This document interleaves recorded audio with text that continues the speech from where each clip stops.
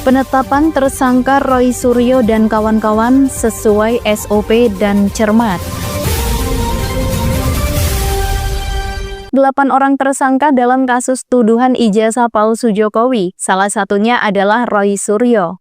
5 tersangka klaster pertama, ES, KTR, MRF, RE, DHL. 3 tersangka klaster kedua, RS, RHS, TT. Selanjutnya perlu kami sampaikan bahwa gelar perkara penetapan tersangka yang dilaksanakan di Direktorat Reserse Kriminal Umum juga melibatkan dari eksternal, dari Wasda, dari Wasidik, Propam, dan juga Bitkum, dengan dukungan hasil penyidikan yang komprehensif, ilmiah, dan pemeriksaan berbagai ahli dari bidangnya masing-masing. Berdasarkan hasil penyidikan, kami menetapkan 8 orang sebagai tersangka yang kami bagi dalam 2 klaster.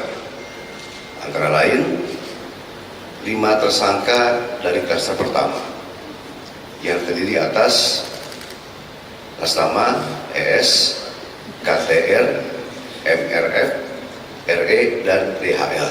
Untuk tersangka dari klaster ini dikenakan pasal 310 dan atau pasal 311 dan atau pasal 160 KUHP dan atau pasal 27A junto pasal 45 ayat 4 dan atau pasal 28 ayat 2 junto pasal 45A ayat 2 Undang-Undang ITE.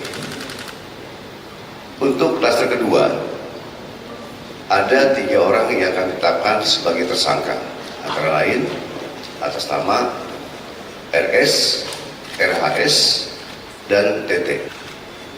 Tersangka pada klaster 2 dikenakan pasal 310 dan atau pasal 311 KUHP dan atau pasal 32 ayat 1 junto pasal 48 ayat 1 dan atau pasal 35 junto pasal 51 ayat 1 dan atau pasal 27A junto pasal 45 ayat 4 dan atau pasal 28 ayat 2 junto pasal 45A ayat 2 Undang-Undang ITE.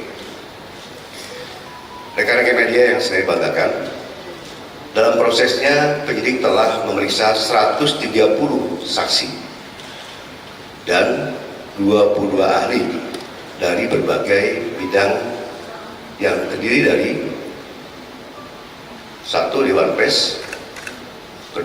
Keterbukaan Informasi Pusat, yang ketiga Dirjen Peraturan dan Perundang-undangan dari Kemenkumham, yang keempat Akademisi Digital Forensik, yang kelima Asosiasi Digital Forensik, yang keenam Praktisi Digital Forensik, yang ketujuh ahli bahasa Indonesia, yang kedelapan ahli sosiologi hukum, yang kesembilan ahli psikologi massa, yang kesepuluh ahli komunikasi sosial, yang kesebelas ahli anatomi dari UI, yang ke-12 ahli hukum ITE, yang ke-13 ahli hukum pidana, yang ke-14 SDM Kesehatan Kemenkes, yang ke-15 Lab Dokumen dan Digital Forensik. Selain itu, penyidik juga telah menyita 723 item barang bukti termasuk dokumen asli dari Universitas Gadjah Mada yang menegaskan bahwa ijazah Insinyur Joko Widodo adalah asli dan sah.